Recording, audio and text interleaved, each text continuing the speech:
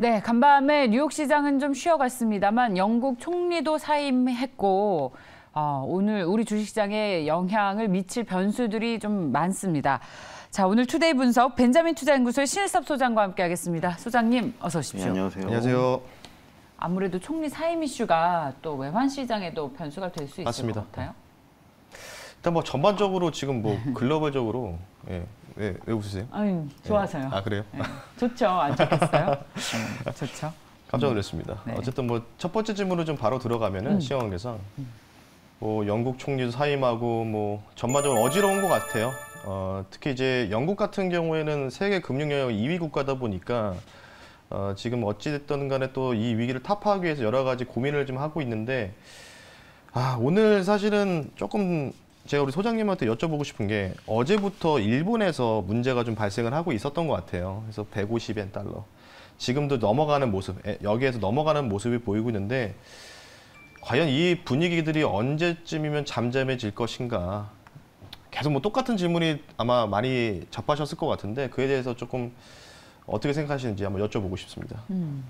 네, 일본은 지금 뭐 기조를 바꿀 수 없을 것 같습니다. 지금 와서 금리 인상을 한다? 제로 금리를 계속 가지고 있는데 할 수 없는 것이고요. 이미 20년간의 경제 불황 이후에 일본은 거의 늙어가고 집은 비어가고 집을 1엔에 준다고 해도 들어오는 사람이 없고 그런 상황에서 뭐 소니를 비롯한 이런 전자기기에서도 몰락을 했고 반도체에서도 우리나라한테 뒤졌고 도요타는 하이브리드만 하고 있고 전기차는 아예 안 하고 있고 결국 미래에 대한 대비가 하나도 없이 늙어가고 굉장히 쇠퇴하고 있다. 그렇기 때문에 제로금리로 계속 그 연장해서 갈 수밖에 없고 저 1달러당 150엔이 돌파되는 이 상황을 그러니까 반대로 말하면 엔화 가치 폭락을 바라볼 수밖에 없는 상황이에요. 그저 그냥 다른 나라 달러를 가진 미국인들이 돈 바꿔가지고 자기네 나라 와가지고 저기 도톤보리니 이런 데 구경하는 거 그걸로 만족을 하고 지금 살아야 되는 상황이죠. 그래서 일본의 지금 엔화 폭락은 어쩔 수가 없고 그것은 결국에는 통화라는 것은 국력에 수렴을 하기 때문에 일본의 국력은 계속 쇠퇴하고 있다고 봐야 됩니다. 로마가 화폐의 가치의 몰락으로 망한 것처럼 총칼이 아니라 화폐 가치의 몰락으로 망하고 있다. 그렇기 때문에 제로금리에서 한치도 벗어날 수 없다. 지금 금리를 올린다고 하더라도 경기가 더 침체가 돼서 폭망을 하는데 올릴 수도 없는 노릇이고 어쩔 수가 없습니다. 그래서 일본은 계속 저런 식으로 갈 수밖에 없어요. 언제까지? 미국이 멈출 때까지. 그렇죠. 수동적인 입장인 것이죠. 왜 이렇게 처져 계세요? 네, 원래 저는 웅변 스타일이라. 네. 슬슬 텐션 올라갑니까? 네. 지금부터 올려주십시오. 네. 그 자꾸 화낸다고 해가지고. 왜 이렇게 저 사람은 화가 나 있지? 근데요, 되게 신기한 게 스튜디오만 나가면 엄청 스윗한 남자로 변하세요.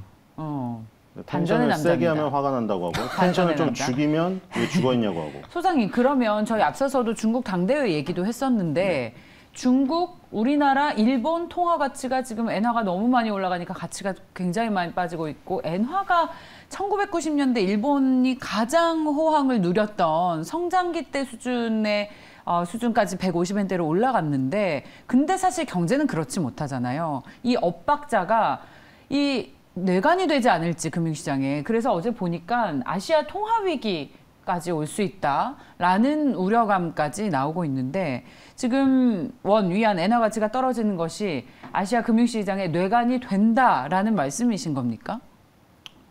그건 너무 어려운 문제인데 그렇게까지 될 것 같지는 않습니다. 물론 따로 움직이긴 하겠죠.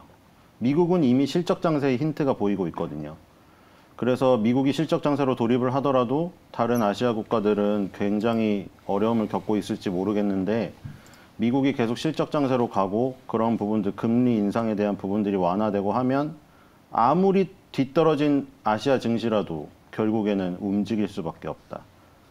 그런 생각이 듭니다. 그래서 이런 위기나 이런 것들이 결국에는 지금 뭐 지수의 어떤 급락을 이끌어내려는 어떤 핑계로 작용되기가 아주 좋은 이슈이고 결국에는 미국에 달려있다. 이런 생각이 듭니다. 근데 지금 미국에 달려있다. 미국이 가장 불안하잖아요, 지금. 안타깝게도 간밤에 보니까 고용지표도 좋습니다. 실업수당 청구 건수도 그렇게 안 늘었어요. 미국 중앙은행이 공격적으로 금리를 올려도 기업들은 해고를 꺼리고 있다. 그래서 지금 긴축의 지금과 같은 속도를 강하게 거는 것을 멈출 수가 없다라는 거 아닙니까? 그래서 미국의 채권 시장도 간밤에 10년물이 4.21%, 14년 만에 가장 높은 수준까지 오르면서 증시가 출렁거렸기 때문에 미국에 달려있다? 그것은 더 불확실성을 키우는 이슈인 것 같은데 어떨까요? 게다가 그런데 오늘 영국 총리가 사임했던 것이 좀 안정감을 주지 않을까라고 생각을 했는데 별로 그 변수는 크게 영향이 없을 것 같습니다. 두 분의 말씀 들어보니까. 저도 개인적으로 어제 기시다 총리가 발언에서 보여주는 것 같아요. 네, 뭐라고 얘기했냐면 다시 국채 매입 프로그램 실시한다고 얘기하면서 150엔 달러 사수하겠다 뭐 이런 식으로 직접 얘기하면서 뭐라고 했냐면 타 국가들한테 피해를 주지 않기 위해서 하겠다라고 얘기를 했거든요. 그렇죠. 워낙 일본 같은 경우에는 해외 국채라든지 해외 투자 자산 비율이 1등 국가이기 때문에 아마 기시다 총리가 좀 그래도 구원투수를 등판하지 않았나. 근데 물론 이제 넘어갔잖아요, 이제 여기에서. 뭐 투기 세력들도 있겠지만. 그래서 저는 오히려 소장님께 질문 드리고 싶은 게 아까도 이제 뭐 미국에 달려 있다고 하셨는데 오늘도 이제 하커 총재가 뭐 계속해서 뭐 인플레이션 아직 뭐 별로다, 좀 더 잡혀야 된다라고 했는데 결국은 이제 강달러 분위기가 완화돼야 되는 부분인데 시기가 언제쯤일지 강달러 완화 분위기가 요거 한번 여쭤볼게요. 그러니까 지금 이거잖아요. 기업의 실적은 좋게 나오고 고용 시장은 좋은데 그것 때문에 오히려 누르고 있다. 그거는 일부러. 반대로 말하면 경기가 너무 뜨거울 거라는 예상 때문에 누르고 있다는 확신감 아닌가요? 우리는 지금 뭔가 잘못 생각하고 있는 게 아닌가 이런 생각이 듭니다. 지금 금리 인상이라는 게 굉장히 과도하게 빠르게 일어나서 나쁜 것이지 경기가 회복되는 시기에 금리가 인상되고 금리 인상의 후행으로 주식시장이 오르면서 유동성 장세에 이어서 실적 장세가 나타나는 것은 자연스러운 현상인데 지금 왜 이런 문제가 나타나냐. 1970년대 오일 쇼크 이후에 가장 가파른 물가 상승률로 초반에 시작을 한 게 2022년이고 그것 때문에 그거를 누르려고 금리 인상을 급하게 하다 보니 이런 일이 생겼는데 아이러니하게도 계속해서 고용은 좋고 실업수당 청구 건수는 떨어지고 실업률은 너무 낮고 기업의 실적들은 전부 어닝 서프라이즈가 나오고 있는 이 상황에서 그 부분 하나 때문에 눌리고 있는 거죠. 미국 국채 10년물 그게 안전자산이라서 원래 장기금리가 높아야 정상이죠. 돈을 많이 빌려간 사람이 훨씬 더 이자를 많이 받죠. 그렇죠. 근데 단기금리에 비해서 장기금리가 높아지는 건 왜 그럽니까? 사람들이 너무 불안하니까 초안전자산이 미국 국채를 마구 사니 미국 국채 가격이 인기가 높아서 가격이 오르겠죠. 그럼 금리가 떨어지네요. 그럼 단기금리보다 장기금리랑 단기금리가 역전이 돼버리잖아요. 그게 불황의 신호였다는 건데 그거 하나만 보는 거는 코끼리에서 코끼리 발톱만 보고 코끼리 발톱이 까맣네? 코끼리 죽을 것 같아. 근데 코끼리 전체를 봤어요. 코끼리 눈이 초롱초롱해요. 아주 가죽의 빛깔도 아주 좋아.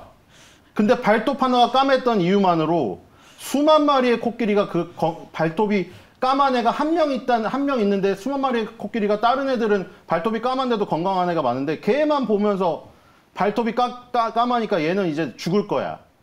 이런 거죠. 다른 데 보면 다 좋아요. 코끼리의 발톱은 미국의 10년물 국채입니까? 그러니까 국채 10년물이 지금 무슨 금리가 최고치를 갔다는 거. 그러니까 말 그대로 가격이 폭락을 했다는 그 자체가 그게 이제 턴어라운드를 할 때 이미 FRB의 금리 인상이 멈추기 전에 주식시장의 바닥은 그 꺾임과 함께 찾아올 것이라는 거죠.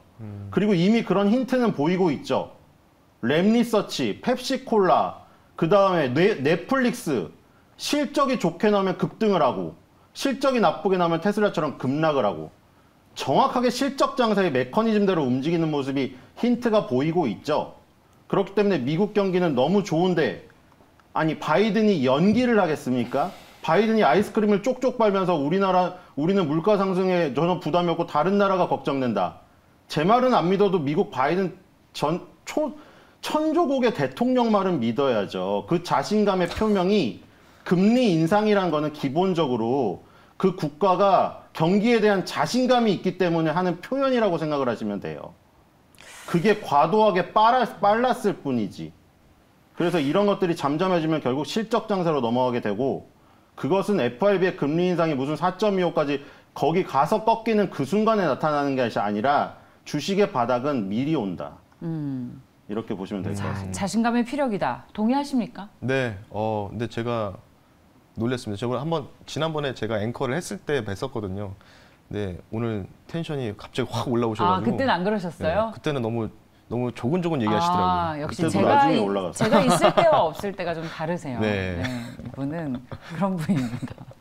자, 그럼 동의하시는 걸로? 네.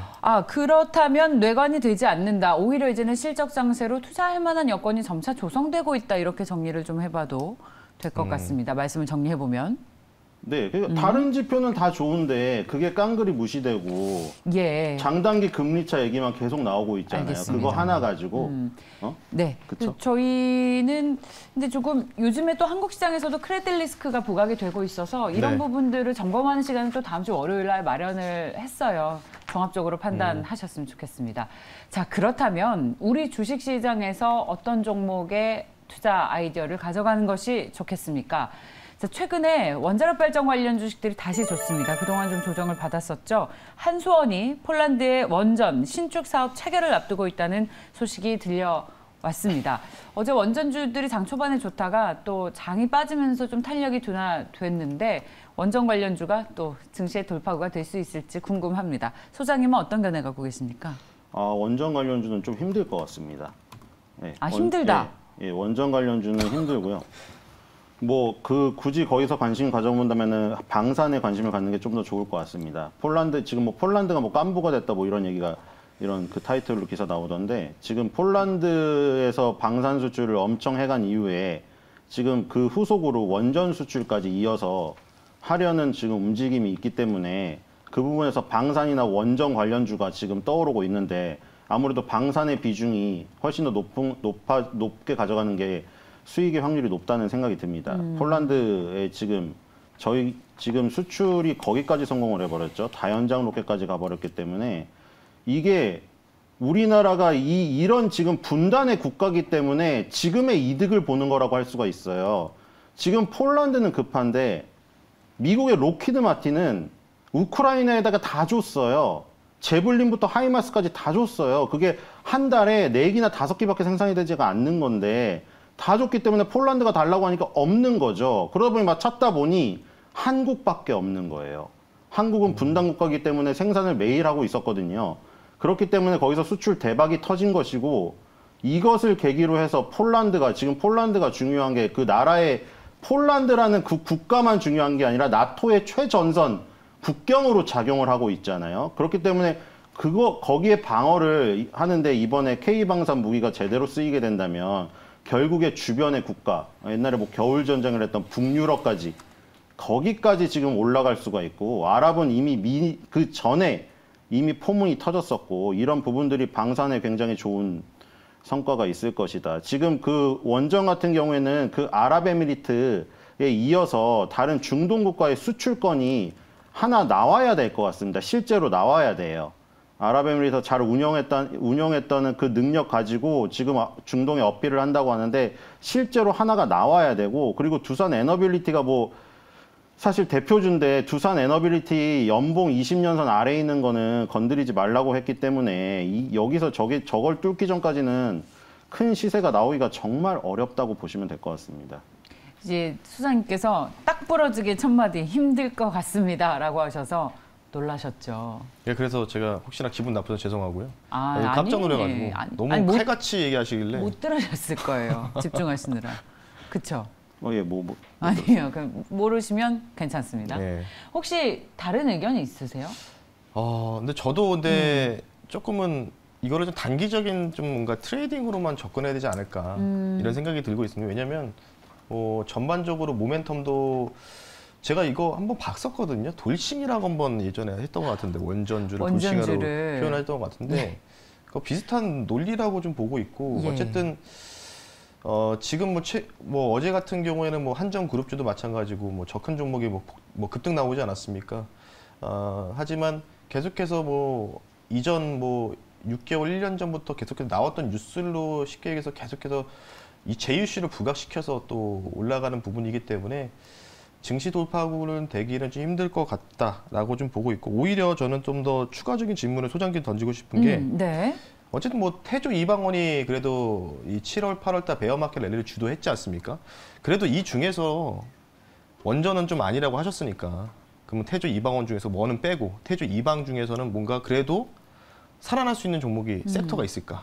그러니까 네. 저도 여기에 더해서 같은 네. 질문 드리고 싶은 게 요즘 누가 봐도 테마주들이 널뛰기를 하는 장세라서 혹시 소장께서는 이 가운데서 기회가 있는 테마가 있다라고 보시는 관심 있는 분야가 있다면 소개를 좀 테마요? 해주십시오. 아니면 전체적으로요? 뭐 지금 투자할 만한 종목이 있습니까? 일단 우리나라 반도체 소재 부품 장비에서 찾아야 될 것 같고요. 왜냐하면 어제 랩리서치가 실적이 좋게 나오면서 8% 급등을 한 상태에다가 어플라이드 머티리얼즈, ASML 다 급등했고 그 전에 ASML도 실적이 좋게 나왔죠. 실적이 좋은데 지금 중국 봉쇄 때문에 혹은 금리 인상 이슈 때문에 빠졌잖아요. 60개월 선까지. 5년 선까지 빠진 거는 지금 나스닥이 5년 선 60개월 선을 지킨 지가 13년 됐다고 말씀을 드렸기 때문에 그 부분에서 세계적인 반도체 회사 장비들이 그 급등하는 거 왜냐하면 중국 매출 비중이 가장 높기 때문에 빠진 거예요. ASML이나 레미서치가 중국에 주지 말라고 했잖아요. 바이든 대통령이. 그래서 그 부분이 빠져가지고 빠진 건데 그런 이슈 때문에 빠졌다면 너무 좋은 기회죠. 그러면 이제 세계적인 반도체 장비 회사들이 거기서 턴어라운드 할 때 우리나라 반도체 장비들도 동행을 할 것이고 동행은 못하더라도 후행은 할 것이고 거기에 탑재되는 소재를 만드는 업체들은 굉장히 유력하겠죠.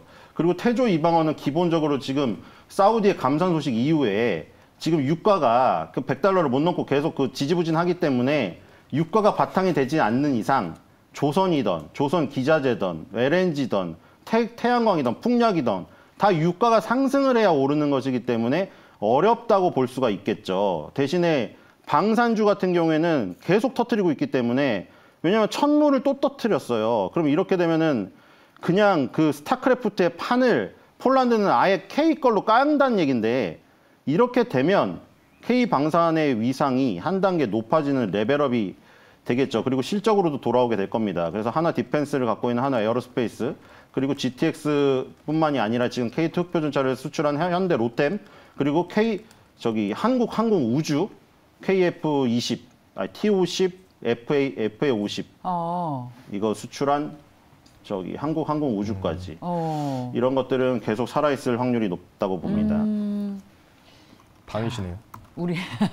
우리 신 매니저님 얘기를 네. 또 안 들어볼 수가 없어요. 저는 2차 전지죠. 2차 전지. 2차 전지. 2차 전지 뭐 전통 2차 전지 소재주도 이런 거 이제 어제 급락 나왔기 때문에 뭐 저기서 조금 더 언더퍼폼하면 좋을 것 같고 제가 계속 말씀드리는 게 24년도까지 수요와 공급에서 이 역전 현상이 일어나는 게 24년도 말이나 25년 초라고 보고 있기 때문에 뭐 눌림이 나오고 시장 뭐 반등이 조금이라도 나오면은 가장 주도적으로 좀 뛰어 오를 수 있는 이 섹터가 2차 전지고 네. 여태까지 그걸 보여줬기 때문에 2차 전지 전통 소재 이렇게 좀 말씀드리면서 마무리하겠습니다. 네.